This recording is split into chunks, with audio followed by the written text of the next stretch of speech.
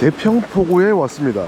제가 전편에서 알뜨르 비행장이랑 예전에 일제시대 때 그 진지를 갔었잖아요. 그러면서 좀 많이 걸었었는데, 이게 여행하시는 분들 중에는 걷는 것보다 좀 이렇게 느긋하게 좀 차를 타고 가까이서 즐길 수 있는 걸 좋아하는 분들 분명히 계시잖아요. 그래서 그런 분들을 위해서 이번 편은 좀 차로 갈 수 있는 즐거운 곳을 보여드리려고 합니다.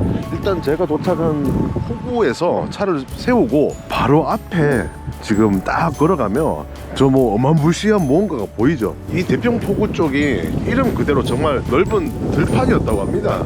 뭐 용왕의 관한 전설도 있는 장소이기도 하고, 고려시대 때 이제 원나라 몽골이 우리나라를 침략했었잖아요. 몽골은 자기 나라에서도 말 많으면서 또 이 제주도에 말을 공출해 간 거예요. 제주도가 말 키우기 되게 좋은 곳이잖아요. 그래서 제주도의 말을 공출한 그 항구가 이 대평포구였다고 합니다.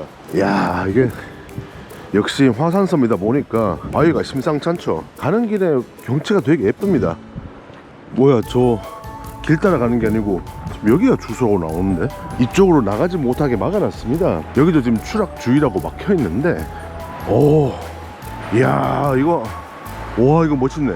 오, 여기가 박수기정이라는 곳입니다. 정말 절벽 경치가 아름다운 곳으로 유명하더라고요. 이런 멋진 뷰를 볼 수 있는 곳들이 곳곳에 있는데, 워낙 제주도에 이제 다양한 게 많으니까 보통 이제 잘 알려진 곳으로 가는 경향이 많으시잖아요. 근데 또 멋진 곳으로 가기 전에 가까운 곳에 박수기정이라는 멋진 곳이 있다고 요거 소개해드리고 싶어서 먼저 왔어요. 그리고 이 박수기정을 오는 길에 안덕계곡이라고 있거든요. 진짜로 예쁜 계곡. 근데 제가 이미 예전에 제주도 숨은 명소 편에서 다룬 적이 있어가지고 그때 한 1시간 정도 트레킹하면서 곳곳을 예쁜 걸 많이 보여드렸었거든요. 제 생각에는 이쪽에 오실 때는 안덕계곡 먼저 가시고 그 다음에 박수기정 한번 관람하시고 그리고 이제 최종 목적지로 가면 어떨까.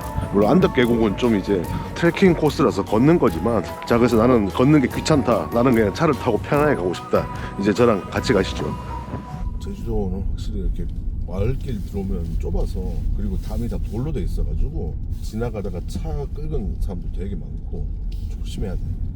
와, 엄청 꼬불꼬불한 길. 지금 가는 길이 되게 꼬불꼬불하긴 한데 이따가 올라갈 길에 비하면 아무것도 아니래.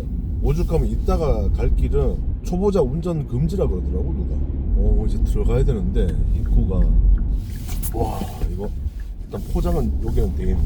약 1km 앞 목적지 주변입니다. 여기도 이제 차 한 대 지나갈 정도지 두 대 교행하기는 쉽지 않을 거야. 여기 제가 검색해서 보기로는 운전에 자신 없는 분들은 그냥 걸어서 올라가라, 뭐 그래도 얼마 걸리지 않는다, 그런 내용까지 있었거든요. 저는 그래서 엄청 막 무슨 뭐 오프로드 극악의 난이도 그런 걸 상상했는데 이 정도면 양호해요. 뭐 예산 원효봉 가는 길하고 비슷하기도 하고. 이제 좀 난이도가 약간씩 올라가는구나. 놀랍습니다. 12월인데 아직도 이렇게 꽃이 피고 있어. 그리고 길이 일단 좀 좁은 것 같기도 하지만 제법 가팔라요. 만약에 내려오는 차 올라오는 차 만나면 진짜 난감하겠어요. 그래서 지금 여기 방금 표지판에도 써 있는데 여기 교행하게 되면 진짜 극도로 난감해진다고 서행하라고 합니다. 아무튼 제가 지금 가고 있는 곳이 군산 오름이라는 곳입니다. 우와, 잠깐만, 내가 좀 피해줄게. 이런 상황이 생기는데 이럴 때는 당황하지 마시고 항상 올라가면서 주변에 공간이 어딨나를 봐야 돼요. 그리고 필요하면 상대가 어떻게 하지 하고 기다릴 게 아니라 내가 좀 양보하면 돼요. 운전하다 보면 기싸움 하느라고 말도 안 되는 그 상대방 비켜주기 기다리는 그런 놈 새끼들이 있는데 세상 양보하고 살면 편합니다. 방금 여기 지금 뭐 여기도 주차해도 될 것 같은데 오늘은 또 평일 낮 시간이고 또 비수기잖아요. 그래서 사람이 뭐 평소에 많은 때가 아니니까 그냥 저 요 앞에 정상까지 올라가는 걸로. 요 보니까 차 이렇게 돼 있네요. 이렇게 왔는데 저 밑에는 비가 오는데 여기 군산 오름 그렇게 높은 데는 아니지만 여기는 그래도 또 눈이 옵니다. 세상에 눈발 날려요. 하여튼 지금 말씀드렸다시피 이렇게 차를 직접 타고 정상까지 올 수 있는 편리함이 있어서 조금만 올라가면 된대요. 여기 보시면 진지동굴 탐방로 85m 이렇게 되어 있죠. 전편에서 제가 알뜨르 비행장이랑 그리고 고사포 진지 등 여러 군데를 이제 갔었는데 거기와 마찬가지로 여기도 가다 보면 진지동굴이 있다고 합니다. 여기 단점이 이게 계단이라고 하기도 그렇고 이게 높이가 좀 애매해가지고 이거 밟고 올라가기가 상당히 좀 번거로워요. 이제 가다 보니까 진지동굴이 나타났는데 이 진지동굴이 되게 많나봐요.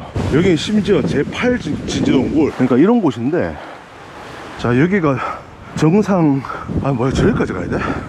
와, 그 와중에 뷰는 좋다. 자 지금 보니까 진지동굴이 곳곳에 있어요. 지금 7AB도 있고 이쪽으로 가면 9도 있다고. 13m라고 하니까 여기 진지동굴 어떻게 생겼는지 먼저 가보죠. 아까 제가 갔던 8 진지동굴에 이어서 여기가 제 9 진지동굴인데, 뭐 사람 발자국 흔적이 있는데, 뭐 솔직히 가도 될지는 모르겠지만 들어가지 말라고 뭐 막아놓은 것도 없고 지나가는 사람 발자국은 있거든. 와 이거 하여튼 안에 보니까 지금 영상에 나올지 모르겠는데 끝입니다. 저게 저 거짓말 치는 게 아니고 안에 이제 막혀있고 그냥 딱 동굴이에요. 무슨 선사시대에 나오는 그런 동굴처럼 산 중간에 구덩이 같은 느낌. 자 아무튼 이제 정상을 향해 가는데 딱 보니까 여기가 또 포토존입니다. 여기 뷰가 진짜 예쁘거든요. 뷰가 정말 예쁜 포토존 포인트. 일단 한번 딱 보고, 자 그 다음에 드디어 이제 정상 방향입니다. 군산 오름이 해발 뭐 304m인가 하여튼 낮아요. 그런데 밑에 서귀포랑 공기가 완전 달라요. 싸랑눈발도 막 날리고 손도 시렵고 기온이 3도가 아니고 한 5, 6도 떨어진 것 같은 느낌이야. 마지막이 좀 가파른데 지금 또 땅이 좀 젖어 있어서 이거 생각보다 빡센데? 올라오면 경치는 죽입니다. 좋아요. 그리고 이게 밧줄 없으면 위험하겠어. 진짜 바람에 날려갈 정도로 지금 바람도 세고, 그리고 이제 이렇게 돌 위에 올라가면 이제 이쪽은 절벽이에요. 절벽.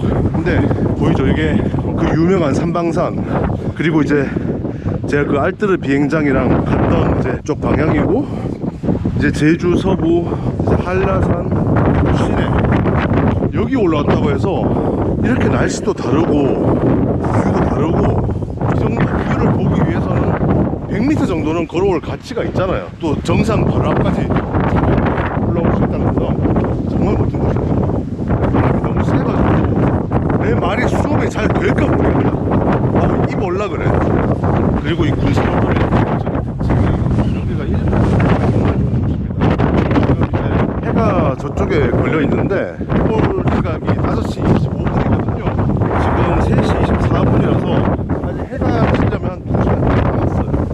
비행기도 막 오늘 빨리 오더라고. 그냥 기장님이고 운전자 하더라. 비행기도 빨리 오고 뭐 오는 게 다 빨라서 그래서 일정도 빨리 맞춰가지고 계획했던 것보다 지금 도착 시간이 2시간이 늦게졌습니다. 일몰이 멋진 곳이니까 여러분께서 군산 오름에 오시게 되면 일몰 시간에 맞춰서 오시는 걸 추천해드려요. 바람이 너무 세가지고 잘못하면 카메라가 다 날아갈 것 같아요. 여기 센 건 경치가 너무 예쁘니까 막 내려가기 좀 아깝더라고요. 그래서 지금 이 정상 내가 올라갔던 바위 바로 밑에 이런 또 길이 있더라고. 이거 뭔가 해서 바람 여기 날려가겠다. 하여튼 이거를 이제 다른 쪽에서 올라오는 길 같네요 보니까. 그죠? 여기는 그래도 계단처럼 잘 돼 있네. 근데 여기는 이제 등산 코스일 거예요. 와, 구름 사이로 해나니까 정말 아름다운 뷰입니다. 와, 고생 끝에 낙이 온다고 내려가는 길에 이렇게 딱 해가 나면서 마지막 장면을 만들어주네. 일몰 때는 얼마나 예쁠까 궁금해집니다. 저는 이제 내려가고 다음 영상에서 뵙겠습니다.